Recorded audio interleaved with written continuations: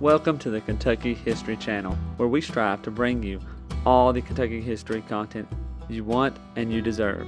Kentucky is a part of all of us, and we plan on covering all the history we can, from Pike County to Fulton County, from Louisville to Harlan. Here on our YouTube channel, you can find many videos dedicated to different events, people, governors, and places in Kentucky. There's something for everybody.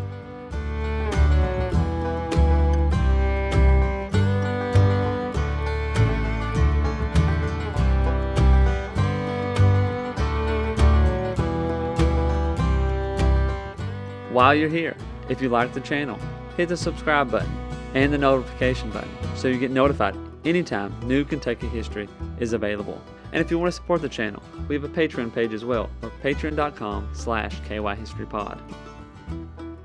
Welcome back to the Kentucky History Podcast. I'm your host, Jameson Cable, and we got another good episode here about some Kentucky history and a little bit more. But I want to welcome our guest today, Daniel Burge, and he is the author of A Failed Vision of Empire, The Collapse of Manifest Destiny, 1845 to 1872. Daniel, how you doing? Doing good. Thank you for having me. Well, thank you for coming on and talking a little bit about some history here. You are also the associate editor at the Kentucky Historical Society, so you got some big Kentucky history connection here, so you're going to talk about all that stuff. But before we get to that, tell us a little bit about yourself and your Kentucky connection. Sure. So I went to school at the University of Alabama. I went down there and got my PhD. I'm originally from Maryland, so grew up in a border state. So I have learned a little bit that there are some similarities, as odd as it sounds, like Maryland, Kentucky. Sometimes that mixed, especially Civil War memory, is very interesting to me when I moved to Kentucky. But I went to Alabama, graduated like most people, I guess, looking for a job. I knew Stephanie Lang, who's the editor at the Register of the Kentucky Historical Society. So I had been a fellow at the Kentucky Historical Society back in, it'd been around 2018 when I went there to do some research. So I was actually researching Zachary Taylor and his presidency, and I ended up at the Kentucky Historical Society. So I was a big Zachary Taylor big interest in that. So that became a big part of the book. But I ended up doing research, came to Kentucky, stayed in Frankfort with my wife for a week. So really enjoyed my time there. Then a job popped open at KHS, and it was for a position where you'd be the associate editor. So you'd work on the register and sort of handle some of those duties along with Stephanie. But you also get to work with the fellows who come in, which is what I was most familiar with. So that's been what I've been doing since 2020 now. Wow. So I came in right smack in the middle of COVID. They interviewed me before everything shut down, and first year was virtual. So it was very interesting to have that connection. So it's been fun. I think the biggest Kentucky connection for me has just been seeing how Kentucky relates to my own research. So a lot of what I was doing was looking at U.S. empire, mid-19th century U.S. expansion. Henry Clay popped in a lot. A lot of what ended up happening was I ended up coming to Kentucky more and more to look at Zachary Taylor and to look at Prentice, to look at the Louisville Journal. So a lot of Kentucky ended up sort of working into my story, even though my story itself was a national story about manifest destiny, what I argue is unsuccessful over the course of the 19th century, sort of tying in Kentucky voices. So I've been learning a lot.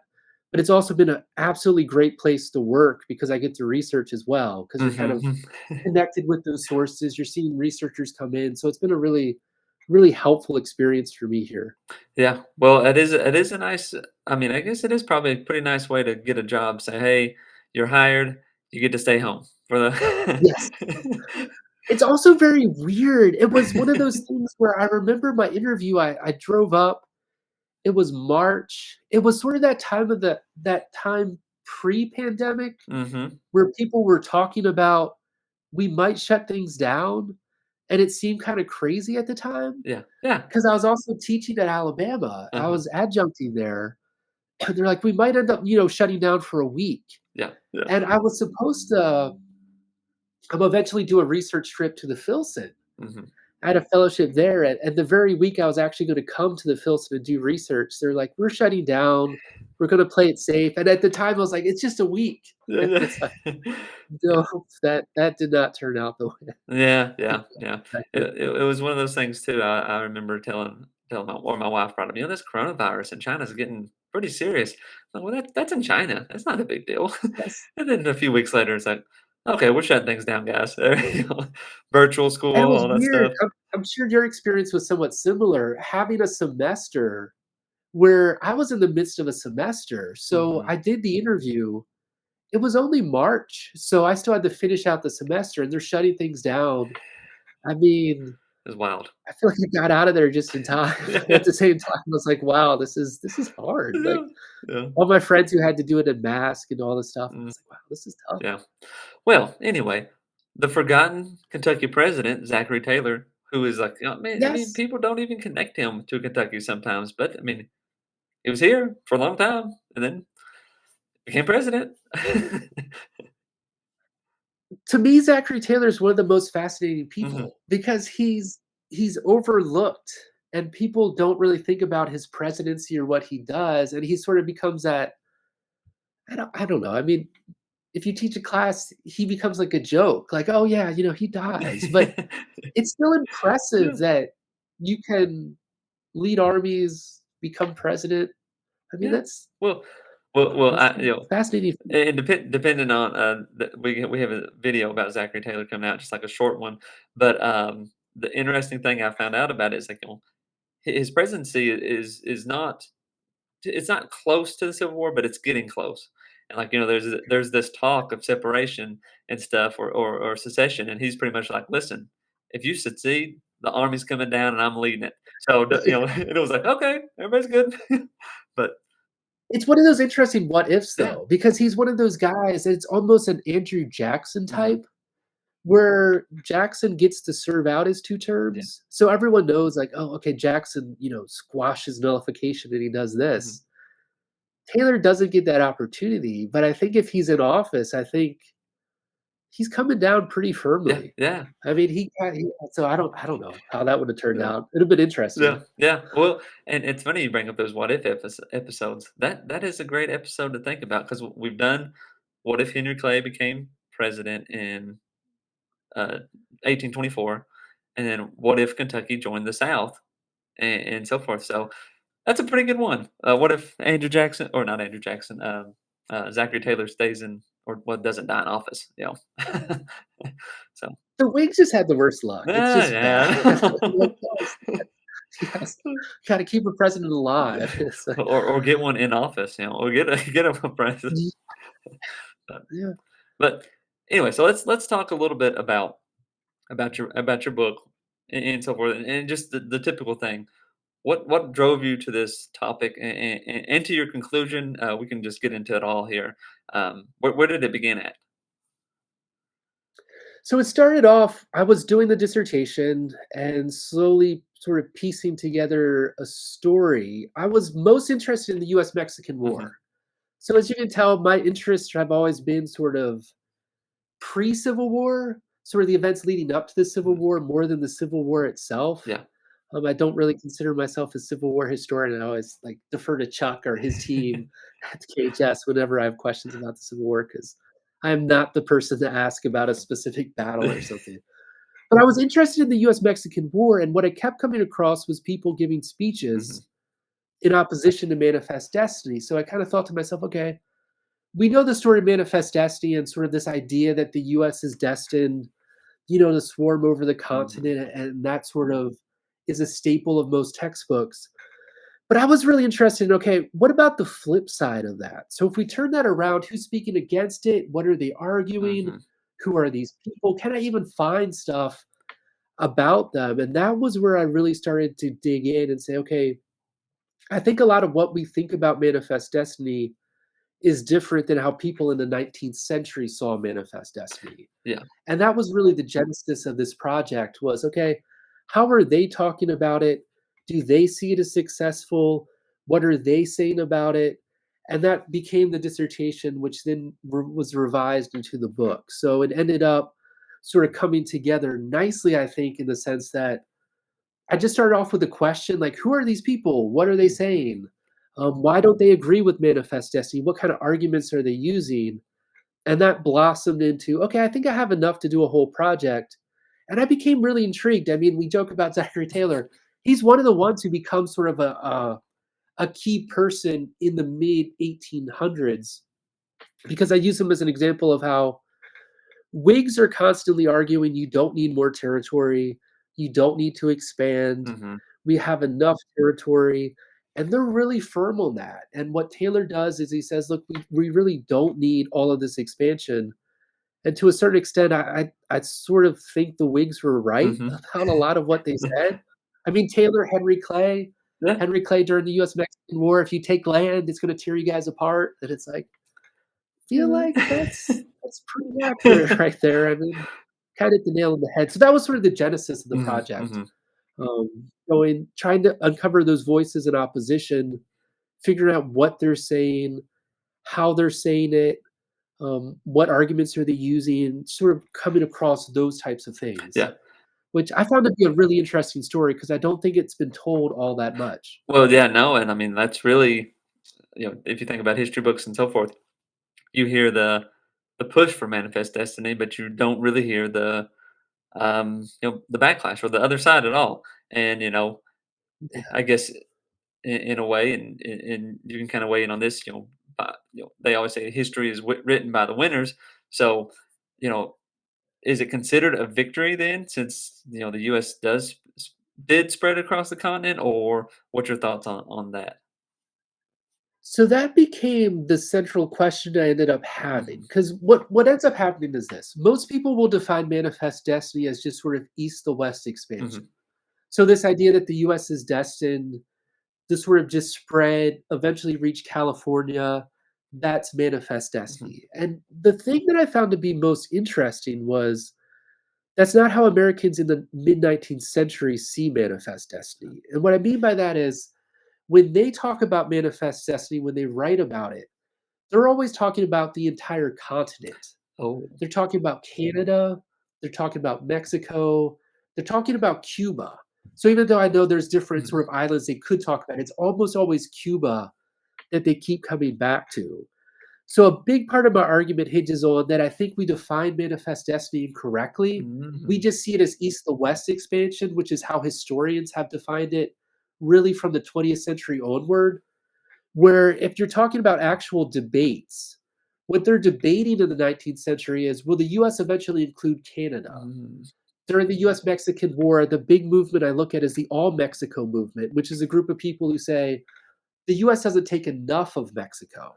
They think the US should take all of Mexico. Oh. So you take Mexico City in 47, they're like, just take it all.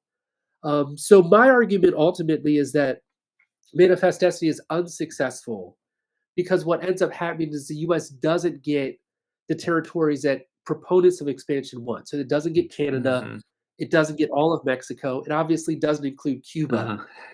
Even though it doesn't get those, at a later point in time, you see historians sort of rewrite what manifest destiny is. And they're defining it just as US expansion westward, Mhm. which I don't see it as in the 19th century. Yeah. So there's sort of those conflicting Ah. definitions of it. Uh, So the book itself, what I try to do is tease out the movement for all of Mexico in the 1840s. That's where Zachary Taylor pops mhm. up. Then the movement to get Cuba. Then I look at Canada in the mid 1850s. I look at Cuba again during the Civil War and shortly after the Civil War. And then, sort of a little known fact after the Civil War, when the US gets Alaska, but then the US actually makes a push to get the Dominican Republic.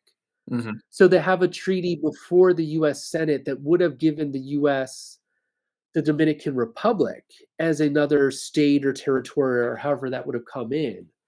The Senate actually votes it down, which is why the Dominican Republic stays sort of outside the bounds of the United States and maintains Mhm. its own sovereignty. So instead of looking at sort of the traditional narrative of okay, the US gets Kentucky and it gets Texas and it gets California, I was interested, okay, what does the US not get? Mhm. Mhm. So it doesn't get Cuba, and even though people are really confident it's gonna get Canada, it doesn't get Canada. I think the War of 1812 people will like that because there is that tie-in.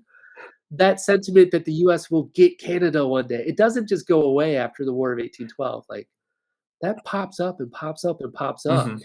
really until World War One, they're still talking about it.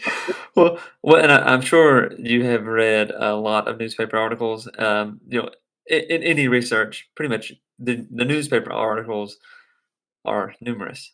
Um, yeah. Yes. But any main or I mean, if there is a, what was the most common newspaper you used, or the most common theme you found with people, or, and so forth.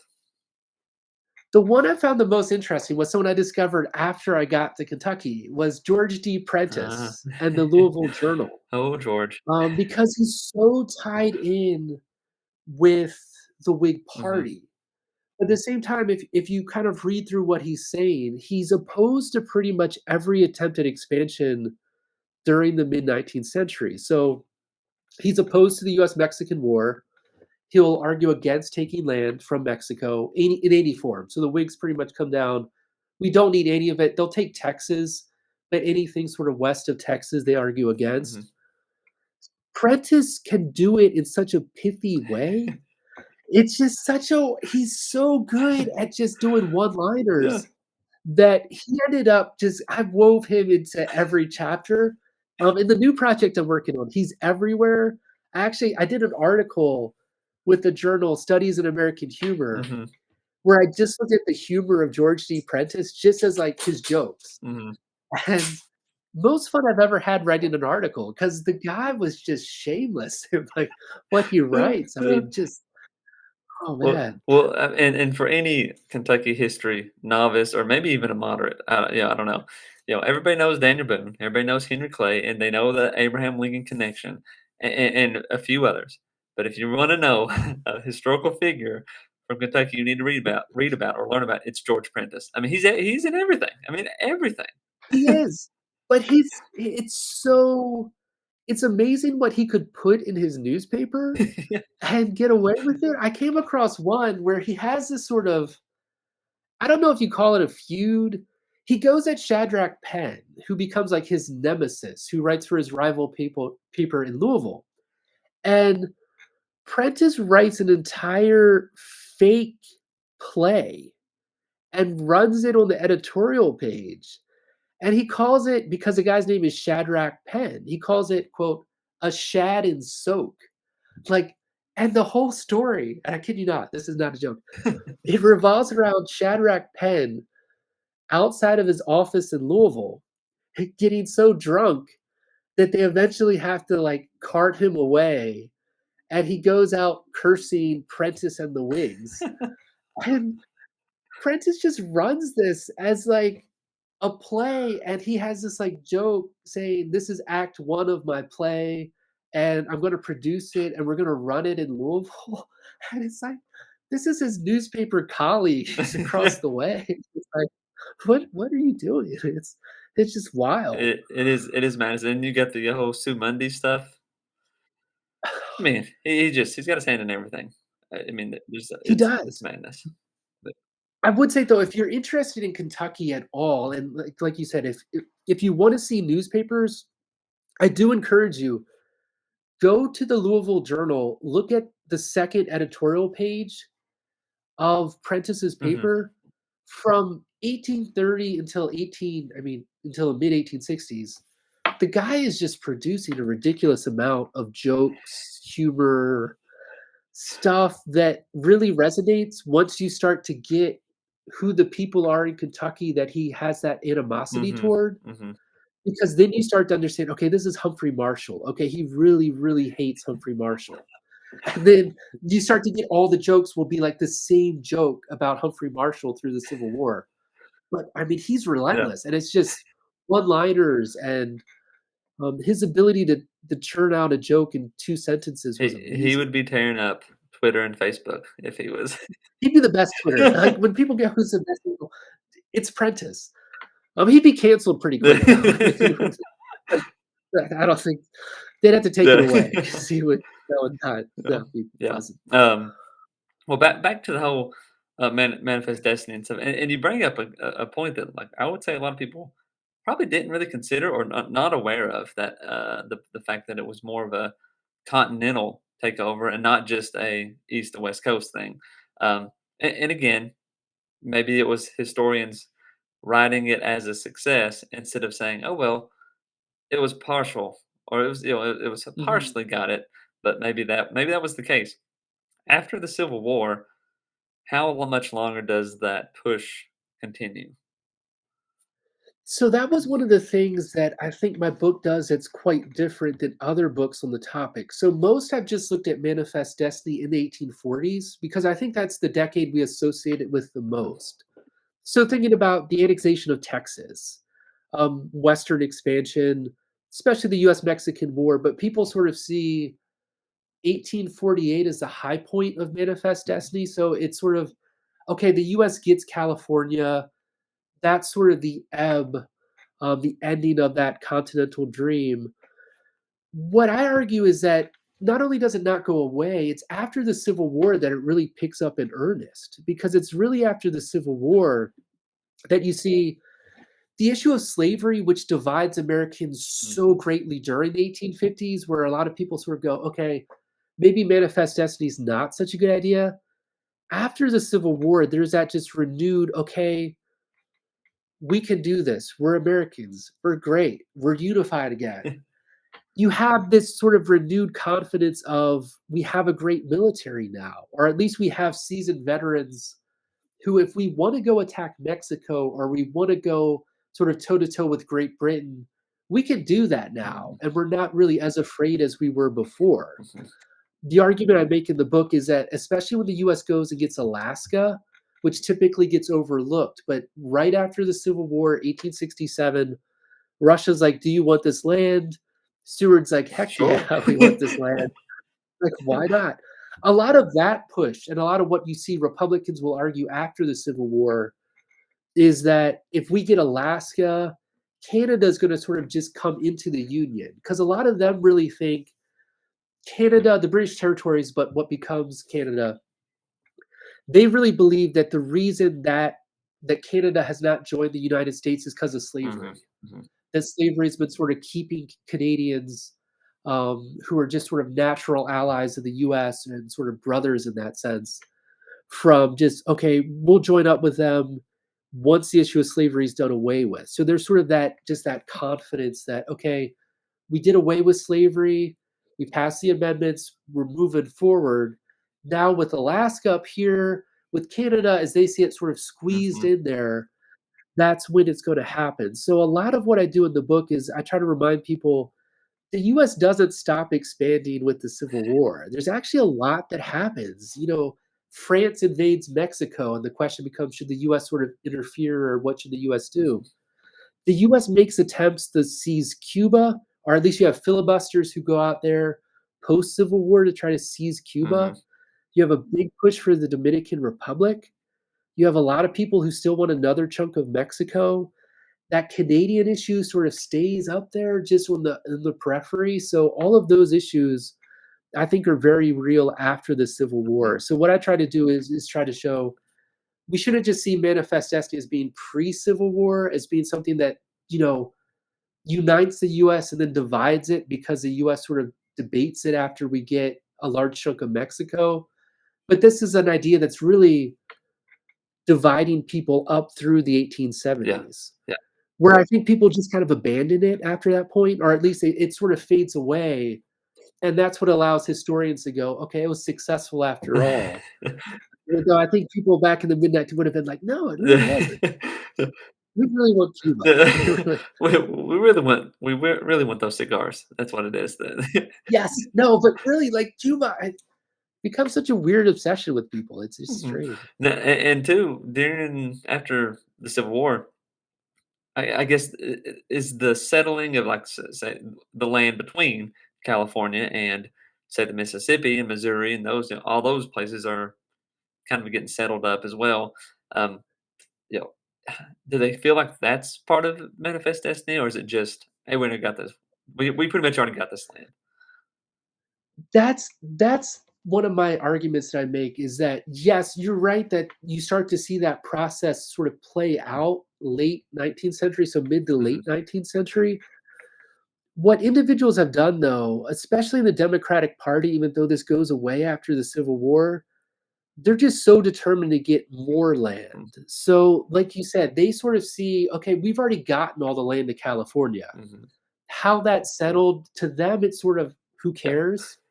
They're still looking for more and more. It's interesting to me because the Whigs, later the Republicans, even though there's a divide, and then the Democrats will pick up the same argument.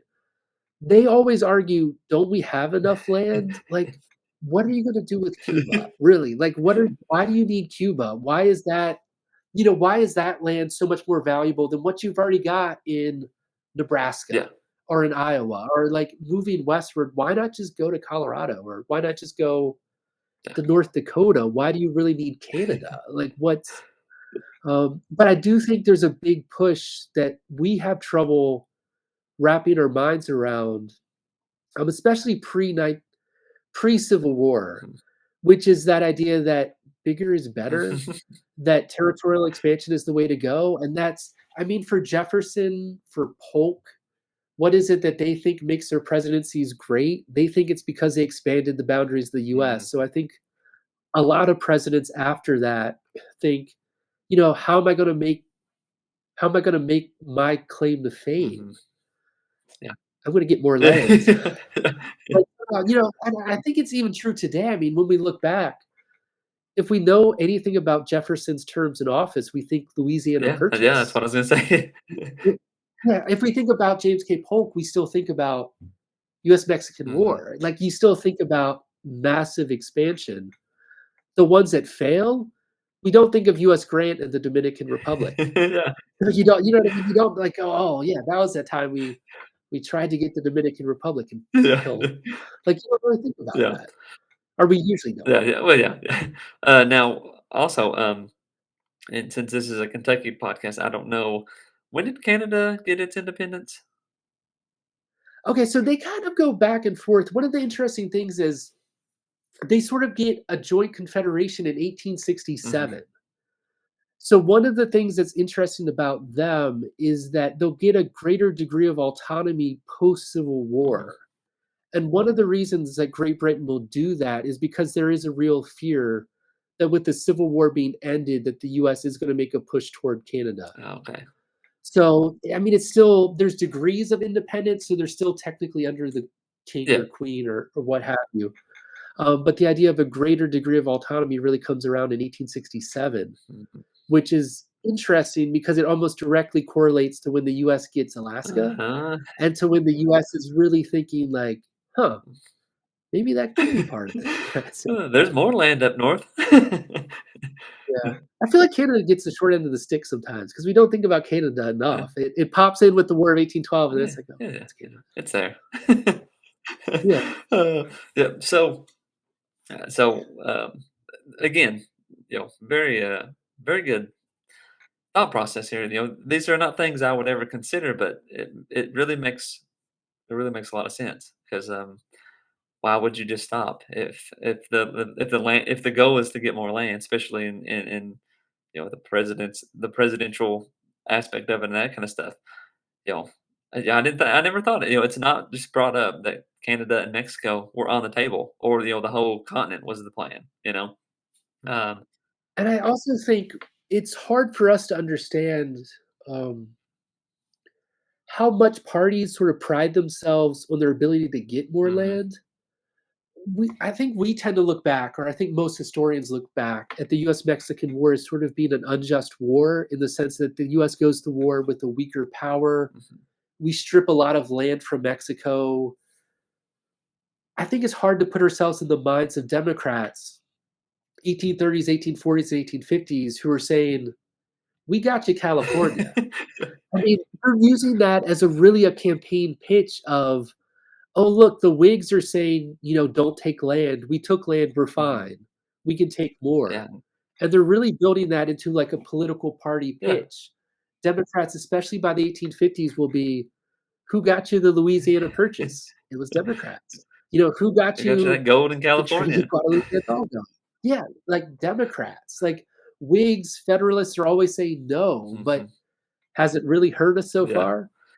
Now that argument gets dinged in the Civil War because people are like, "Hey, that's taking land from Mexico did not work out super well Yeah. in the sense of, like, caused a lot of problems there." Yeah. But in the 1850s, you're looking at and they're going, "We took a lot of land before, it hasn't hurt us Mhm. yet, so maybe we should do that Yeah. Yeah. some more." So I think that's where Cuba kinda comes in there. Yeah. We look back and we can say, like, "That seems kinda dumb that you're fighting over land and you're just gonna take Cuba." Yeah. Yeah. I guess. Yeah. But I don't know, I think for them, I think there's a lot of that party sort of, "Okay, we're a political party, we can do Mhm. this." Mhm. Now, bringing this back to Kentucky. I mean, excluding obviously the Zachary Taylor and that kind of stuff. Uh, um, I'm gonna propose. Was the first manifest destiny the creation of Kentucky? I would say yes, in a certain Mhm. sense, and that is I do think what you see happen with Western expansion, especially early 19th century, Mhm. sets up the mid-19th century Yeah. in the sense of what what John L. O'Sullivan and all these people who embrace this idea of manifest destiny, they will base that on, look, the US already expanded a lot. Mhm. The US already got, and they'll use Kentucky as an example. The US settled Mhm. Kentucky. The US got Texas. The US has done all these things. Why can't we just do that sort of again and again and again and again Everywhere. until we have I mean, that's really kind of the Yeah. idea. Stephen Douglas says that a ton. It's just, hey, if we did it with Texas, we send out settlers, Mhm. they move into a territory, they form their own government, they become a territory, they become a Mhm. state, they sort of hook onto the US. Why can't we just sort of do that over and over and over again? So I do think in that sense, I think Kentucky is very important because I think that process that you see play out in Kentucky, in Tennessee, as individuals start moving in sort of that early West. That is what Democratic politicians in the mid 1840s, 1850s will sort of use as their examples Mhm. of, we can just do this process forever. like, like what's to stop us, from what's to stop people from moving into that next border and just getting enough people and making a new Yeah. state. Like, you can do that. If you can move into Texas and do it, if you can move into Kentucky and do it, Mhm. if you can move into Kansas and do it, Why not? I mean, why not more of Mexico? Like, that's so I do think Kentucky is important. The other reason I really do think Kentucky is important is because it's such a bastion of the Whig Party, Mhm. and because the Whig Party is just so deep in Yeah. Kentucky. When I was looking for people who opposed Manifest Destiny and looking for voices, my gosh, it's got so many from Kentucky. And I think that's where Prentice came in. Like, his humor is Uh-huh. hilarious, but a lot of times it was because he could take the Whig argument and make that case so pithily Mhm. and just get it out there that for writing a book, it was just perfect. I used some speeches from Henry Clay, so Henry Clay does get in Yeah. there. Henry Clay, though, is so Ah, long-winded. It's like if you get a speech, it's just like, gosh, dude, just I mean, those 4-hour speeches or whatever are that's a just lot. brutal. Oh, I mean, talk about Yeah. attention span. I mean, who's got that? Who's got 4? No matter how good of an orator you are, uh, No, but it is interesting. I've been doing work at the Kentucky Historical Society, we do a lot of stuff with the old state mhm, capitol, and it has been interesting to me how good the Whigs were at politics, but using Kentucky as, like, a center mhm, in the sense of Zachary Taylor will just happen to stop by. yeah, Winfield Scott he'll just happen to come to a barbecue in Frankfurt. mhm, He's just stopping by in 1852. It's like it's a campaign mhm, season. mhm, Kentucky's an important state, so I think you start to see that of the Whigs are very good politically in mhm, Kentucky, and I think we can overlook that sometime as like we overlook the Whig Party, but we also can overlook how important Kentucky was to that. I mean, with Crittenden, uh-huh, Clay, I throw in Zachary Taylor all the time, but those people are not just prominent in Kentucky. They're using that to really shape an entire political yeah, party. yeah. Well, and obviously, a little biased, but from say 1812 to say the Civil War, and even obviously during the Civil War, Kentucky is way more of a bigger player nationally in any other time in history, honestly. Um, Well, that's honestly been that was one of my goals with when I sort of came across Prentice was from an outsider as someone who's not from Kentucky. I think for me, it became, why don't more people know about him? mhm, Because when you're in Kentucky, if I can joke with Stewart and I can tell someone Bloody Monday, or we yeah, can say like you his name is recognizable at yeah, least for good or yeah, yeah. bad, or depending on the time period. I was always just curious, like, why outside of Kentucky is he relatively Mhm, unknown, given how important he was? So one of the things I've tried to do is tried to raise, the Louisville Journal is one of the most important Whig journals that they have. I mean, it's an important newspaper. Prentice is probably your most prominent Whig editor for a long, I mean, for the 1840s and 50s until the party falls mhm, apart. He's sort of the guy who everyone copies his arguments yeah, everywhere. So if you're gonna have a person, it's Prentice. So I mean, I completely agree that those things happen, and I think Whigs realize how important the state is, which is why they're holding barbecues in Kentucky, and why, William Henry Harrison is showing mhm, up, or Zachary Taylor's showing up. It's not just because they have family in the area, it's because they wanna win Kentucky as a yeah, state, yeah, and they do win yeah. it. I mean, the It's Whigs. they dominate. I mean, if you look at Kentucky governors, pretty much there's a streak of like 6, 7 governors who are Whigs, till until the party ends, and then it changes over, but they they completely dominate, but And even then, I feel like they're kinda Whigs in disguise. yeah. It's like Prentice, it's like, you can't really convince me that Prentice becomes a Democrat or anything. Whatever else he becomes, it's like, yeah, I'll do it, I guess, I don't know. I feel the like he's title only. still, yeah, I feel like the party leads, but I think a lot of those guys are kinda like, "Yeah, we know what you are." Yeah.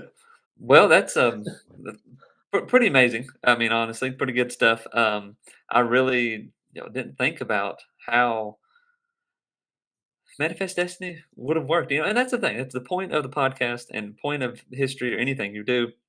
And some things that people probably need to do more of is put yourself in that time period to kind of see what were the people thinking? Because, from Mhm. 100 years from now, people are going to make their assumptions and so forth about our time. And, what were we thinking is probably what they're going to be asking.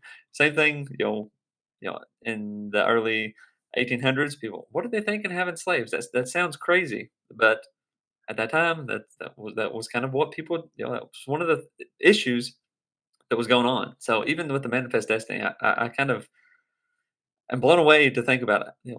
It wasn't just East Coast to West Coast. It was way Mhm. bigger than that. And what I try to do in the book is I try to explain how that shift Hmm. happens.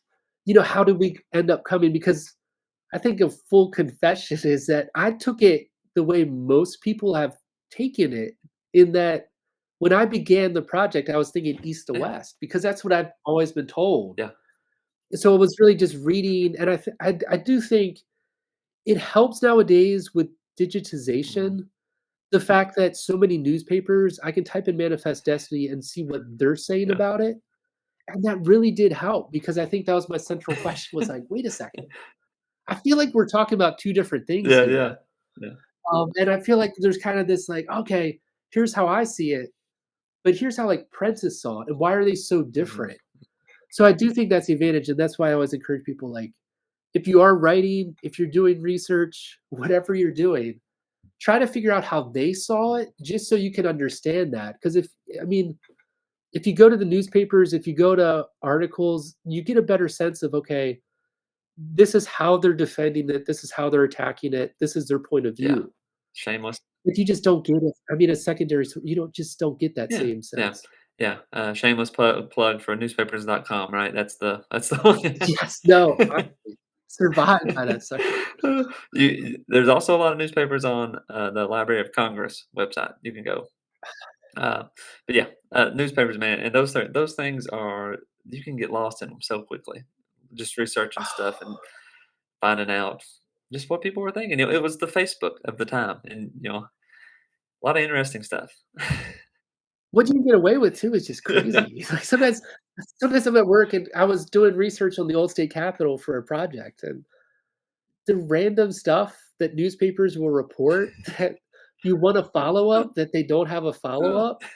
There was some guy who just showed up in town and was like, "Yeah, my family owns the land that the old state capitol was built on." Mhm. And the newspaper just reported it, and then, like, a year later, he was arrested for fraud, but there was no connection. I'm like, "Okay, this guy just shows up and it's like, 'I own this land,' and and, like, there's no Okay. I don't know, I feel like I would investigate."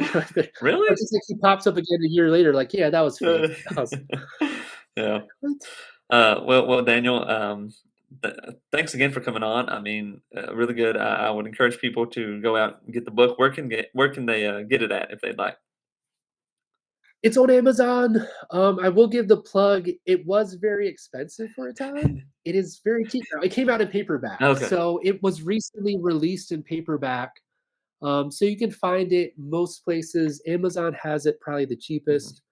But yeah, it's pretty much in most spots, but the paperback, it made me very happy when that came out. Well, yeah. Again, a bit of a. It's not a whole Kentucky topic, but like all history, Mhm. it's Kentucky history, so it does It connect, comes right? back to Kentucky, it It does. all comes back to Kentucky. Um, but thanks again for coming on. Thanks for taking the time and writing the book. Thanks for the work you do at the Historical Society as well. Anything else before we go? No, thank you so much for having me. I really enjoyed this, and anytime I get a chance to talk about Prentice and the random stuff that he wrote, Yeah. I annoy my wife all the time with jokes. I'm like, "This is hilarious." Oh, Sometimes other people don't find them yeah. so Well, there's hilarious, so dad jokes, and then there's George Prentice jokes, and they just don't yeah. always they don't always hit. Abraham Lincoln too, like, sometimes I read a book the one time on his sense of humor, and, like, they just had jokes, and it was killing me, but I quickly found other people did not find them Oh, as funny as man. I did. I was like, "I get this totally." Yeah. Like, this is funny. Oh, well, again, thanks for coming on. It's been a pleasure. And next book, come on again, of course, invitation. Okay, Or if yeah, it's just, hey, come on and working talk on it. about George Prentice, we can do that. Okay, that Yeah. sounds good. Well, thank you all for listening, and we'll see you next time. Welcome to the Kentucky History Channel, where we strive to bring you all the Kentucky history content you want and you deserve. Kentucky is a part of all of us, and we plan on covering all the history we can, from Pike County to Fulton County, from Louisville to Harlan. Here on our YouTube channel, you can find many videos dedicated to different events, people, governors, and places in Kentucky. There's something for everybody.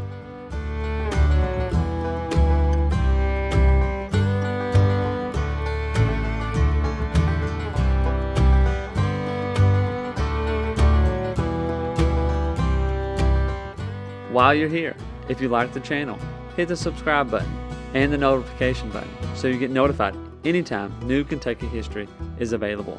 And if you want to support the channel, we have a Patreon page as well, or patreon.com/kyhistorypod. You've probably heard about Daniel Boone, but what about the rest of the frontiersmen who came to Kentucky and settled? That's what we want to bring to the Kentucky History Channel. The stories of the untold, the stories of those forgotten. One thing to expect on our channel is great Kentucky content. Some stories that you've never heard of. The Night Riders, who began in western Kentucky. Bloody Monday, the riots in Louisville.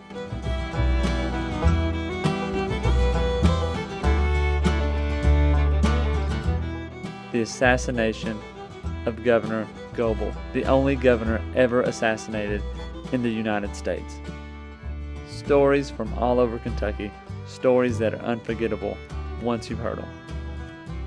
You can find out who counties in Kentucky are named after and how your county got started. From beginning to end, we plan to document every county in Kentucky, all 120. Reach out to us on all of our social media platforms. Twitter, Facebook, and Instagram. And also leave a comment on one of our YouTube videos. You can also check out our podcast episodes. You can subscribe to our podcast on Apple Podcasts, Spotify, iHeartRadio, and many more.